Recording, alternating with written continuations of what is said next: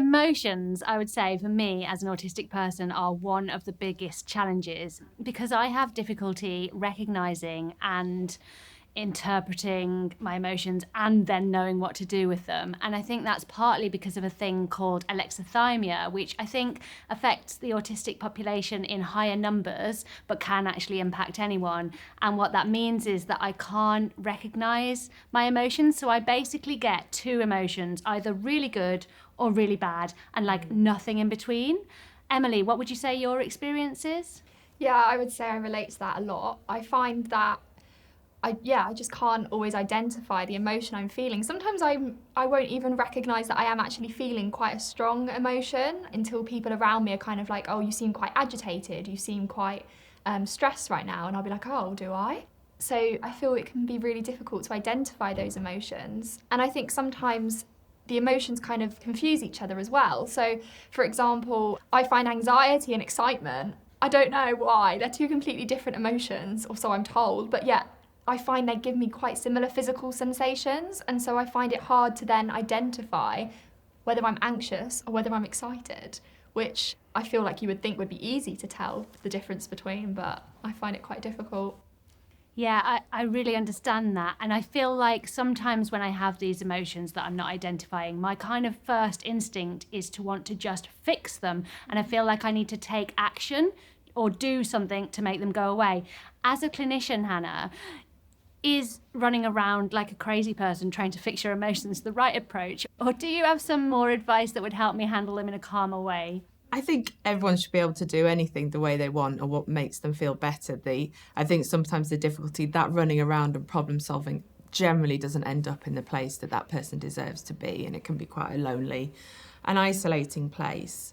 So I think the thing to do is work with simpler emotions, happy, sad, excited or angry, and just start with those and start with writing down again, a diary of kinds, and maybe describing just words around it, because some people feel emotions, particularly a lot of younger autistic people I work with, experience emotion like colour, like sound, like a sensation, a feeling, and sort of understanding the link between those and what happens afterwards and what was happening before.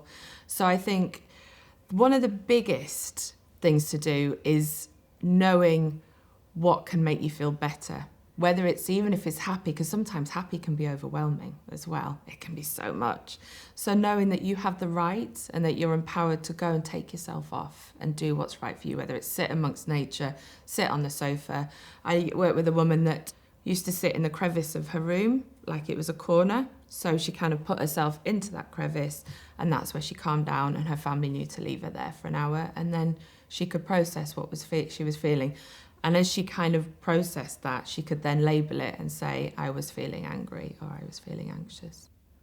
So I run a group for autistic people, a Discord group, and something that came out of that I found really interesting was the different ways that people were choosing to record their emotions. So someone in my group has this beautiful coloured chart where they've, through the day, literally on squared paper, coloured a square, the colour for what they're feeling in that moment, and they've created these amazing charts. I was just wondering, do you do anything like that, Emily? How do you record your emotions? I don't currently, but in the past I have had a similar kind of a chart where I've kind of rated my day in kind of green, amber or red, because what happens with me is I tend to, when I'm feeling an emotion, I tend to forget that I've ever experienced any other emotion to that emotion. So if I'm feeling bad, I will feel like every day is bad and I have always felt this way, and I will forget that actually no, I have times where I'm super happy and super joyful. So it's helped me to kind of be able to look back on that chart and see, no, not every day is like that. But I feel like it's also helpful to kind of record what was happening on that day to see whether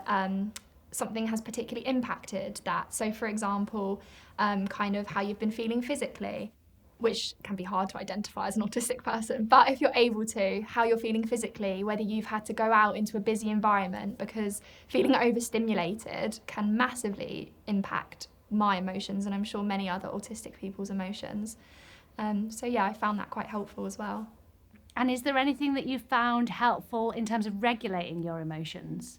Oh yeah, for sure. I have a weighted blanket at home, so literally most days when I get in from anywhere, I will come in and I'll just lie under my weighted blanket, and I find it really just helps me kind of decompress a bit. But also I feel like engaging with kind of a special interest or something I'm hyper fixated on. So at the moment I'm really loving Sims, so I just go home and I just play that, and it just really helps me kind of calm down a bit and distracts me and just helps me to kind of breathe and kind of regulate myself a bit more. Yeah, that's really interesting, isn't it? Because that's exactly what I do. I also get under a weighted blanket and play Animal Crossing. So there's obviously something about kind of not overly focusing on those emotions and how you're feeling and just giving your body a chance to recover. Yeah. And I think the other way that our emotions can be impacted is by empathy. And I think this is something that is really misunderstood about autism, because the common misconception is that autistic people are cold and unfeeling and we don't experience empathy. And actually, Dr. Damien Milton has proposed that the problem is not that autistic people aren't experiencing empathy, it's that they're experiencing it in a different way to neurotypical or holistic people, that is to say, people who aren't autistic. So how they've kind of proven this is that they've noticed that in interactions between non-autistic people and non-autistic people, that empathy flow works well. And, interestingly, in interactions between autistic people and other autistic people, that empathy flow works well. And that the problems actually only occur when we're trying to experience empathy between a non-autistic person and an autistic person. So that would really indicate that we are experiencing empathy differently. Can you speak to that? I can definitely talk about how I feel like I feel empathy slightly differently to other people. I feel like I find it quite intense when I'm kind of talking to someone. I feel like I feel their emotions, like I can't detach myself from what they're feeling. So I can get quite distressed, I can get quite exhausted from that. And also, interestingly, something I found is I have a massive kind of hyper empathy towards animals. So I'm vegetarian, and every time I drive past a field of cows, I will feel like intense pain inside, because I will feel like, oh my goodness, what's going to happen to them? I find that really interesting, because I can take that to next level weirdness in that I feel empathy towards inanimate objects. So when I'm choosing my clothes, or for example, I don't like to have more than one notebook, because if I have more than one notebook and I'm writing in one, I genuinely feel empathy towards the notebook that I'm not using. Is that something that you've experienced, or is that just a me thing? I feel like I have experienced that with some objects, particularly things like teddies from a young age. I used to feel like if I was kind of going to bed with one teddy, I would feel like I was like abandoning the others.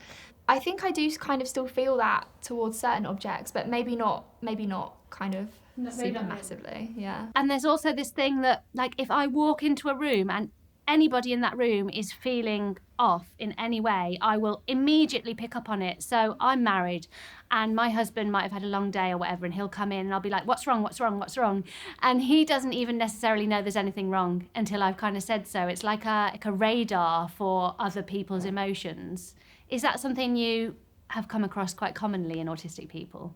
One of the things I battle with other clinicians about sometimes when we're doing assessments or coming up with ways to better empower and support individuals is that it's the biggest myth in neurodivergence is the lack of empathy or the lack of desire for closeness and to understand another individual.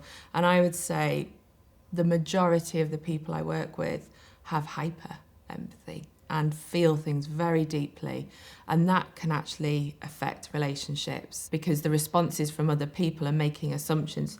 Quite often neurotypicals are making neurotypical assumptions about how other people should respond emotionally and how they should show empathy, and that is the greatest mistake we're making in terms of assessment, understanding, awareness. When autistic people empathise with someone, they often do so by relating it to something that's happened to them. So I'll be like, oh yeah, because what I'm doing is saying, oh yes, I'm recognising that feeling. I felt that feeling when this happened, so I want to tell you that so that you feel that I'm really understanding you.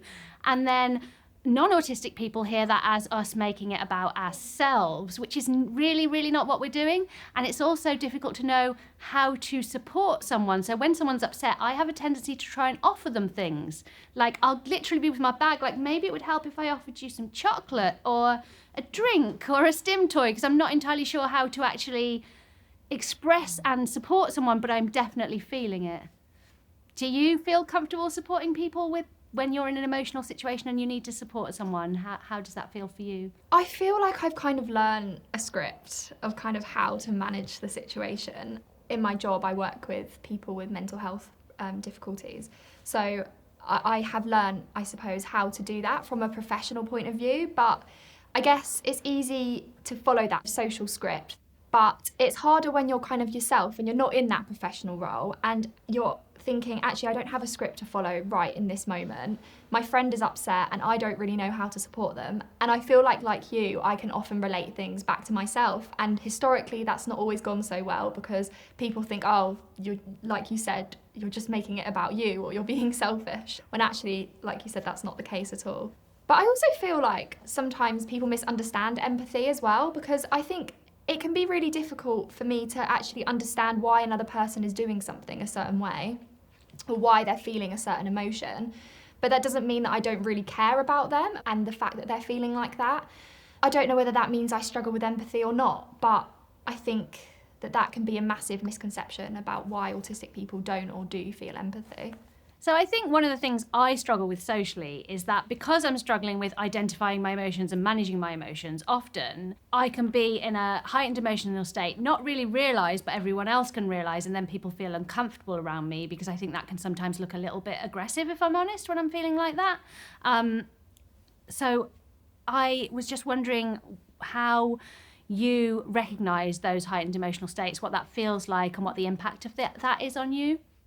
Yeah, I think it can be really difficult not always knowing when you are in a heightened emotional state. Like, people around me will sometimes say, you seem quite stressed right now, are you okay? And then I can kind of take a minute to just look at myself and think, are you okay right now? What am I actually feeling? I feel like it can come out in ways where I might seem quite rude because I might say things quite bluntly, because I might be at that kind of point where I'm so kind of tired of, I want to say masking, but not everyone might know what that is, but I'm kind of at that point of exhaustion from the social situation or from whatever it is causing me that stress. I might end up being rude, I might not say things how I want to say things. But at the end of the day, when I get home, it can just result in exhaustion for days afterwards. It could result in a meltdown while I'm out or a panic attack, usually for me, actually. I tend to have meltdowns maybe when I'm at home and not in such a public environment anymore. But I think that heightened emotional states, yeah, it can present in so many different ways, depending on what emotion it is as well, especially if you don't know what emotion it is you're feeling. Sometimes it can be quite difficult, I think, for people around me as well. Yeah, and I think that heightened emotional state can kind of tip from one into the other. So I do have public meltdowns, unfortunately, but I've noticed that sometimes I can get really, really happy, like I'm having like a really fun time and I'm getting really stimulated, and that can really quickly tip into that meltdown, distress state. Is that something that you've come across in your practice? Definitely. And I think the thing is again, empowering someone to own it and be okay with it and give themselves the time to recover and prepare. I spoke to a woman the other day that said, she loves going to Chelsea Art Show because she likes the colours, but the sensory and emotional impact, she has to rest for 2 days prior, 2 days after, and have someone meet her and everything. So it's absolutely the fact it can change so quickly and it can tip over, that something she loves doing actually brings a lot of stress. And that's, I think, what people don't understand as well. They don't understand, I think, when parents are trying to find things that make their children happy, or adults are trying to find things that make themselves happy, they don't know that it's not always clear that actually something you love doing can also bring a lot of emotional impact.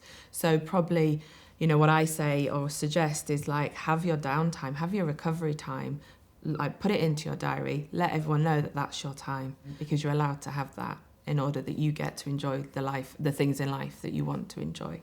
Yeah, absolutely. And I think that is actually really key, is the giving yourself permission and giving yourself compassion to take that time and space that you need to do life how you need to do it. And I think what really ties well into that is stimming and the impact of stimming when we're in emotional states and how we can use stimming to kind of regulate when we're out and about. Okay, so what is stimming? So first of all, everybody stims. It's not some special autistic thing. If you're clicking a pen, fiddling with your hair, fiddling with your hands, tapping your knee, that's basically stimming. But it becomes problematic for the public when autistic people stim because it doesn't look like the stims that everybody else does. It can look like flapping or clapping or finger movements or spinning, any number of actions like that. And what it does for the autistic person is it helps them to regulate either their sensory experience or their emotions, or it can be a way of expressing an emotion, and it's something that autistic people can naturally do to take care of themselves. And so I think that rather than discouraging autistic people from stimming, what we should be doing is letting everybody stim freely. So I didn't used to stim. Well, I did stim as a child, and then I guess I learnt to mask and I learnt not to stim, and I've recently rediscovered stimming. And I've found recently that if I've been in a really stressful situation, like a shopping mall or, you know, something like that, if I've allowed myself to stim freely and move my body the way it kind of wants to move, I feel a lot calmer and I'm much less likely to melt down. Do you stim, or do you feel like you used to stim? Is that something you can relate to? I feel like I'm quite self-conscious still about how I present to other people around me. I wish I wasn't. I don't have any problem whatsoever with seeing other autistic people stim. I think it's something that we should all be able to do freely without being judged. But I'm just quite self-conscious, I suppose, of how other people perceive me. I think from a young age I learnt to mask my stimming, probably from early years at primary school. As I got older and my anxiety got worse, I did start to stim more because it helped me to manage my anxiety levels. So I would use fidget toys, and I would move my legs a lot, or I would fiddle with my rings. So I feel like I do stim quite a lot, but just maybe in not so obvious ways. I think that can be a really comfortable way to stim for some people, and I don't think there's a right way or a wrong way to stim. And that's definitely because I've had my diagnosis now for 7 years, and I would say the first 3 or 4 years, that is how I stimmed, fidgeting with rings and fidget toys. And then I actually got back into stimming because I have children who stim. And so I was watching them stim, and sometimes I would stim with them just to connect with them, and then I found that it felt nice. So the advice that I would give to anyone who maybe wants to explore bigger stimming, sort of, you're flapping and you're clapping and that kind of stuff, maybe even if in their own homes, is music is a really great bridge between that awkward feeling and letting yourself do it. Would you recommend that? 100%. I think dancing and movement, I've seen a lot of success in that kind of helping for the stimming and to kind of make people feel less self-conscious. But also some of the girls and females that I've worked with particularly have been very self-conscious about it. And so we've worked in the timetable at school that they go to the toilet and they stim, and they get a pass out of the class that's their stimming time, and they can take that whenever they want. So if they don't want to do it in front of people, especially going through puberty and getting older, there's got to be worked into the day, because it's absolutely vital to help alleviate the stress. So if you found this video helpful, please like the video, consider subscribing to the channel, and check out the description box for more information.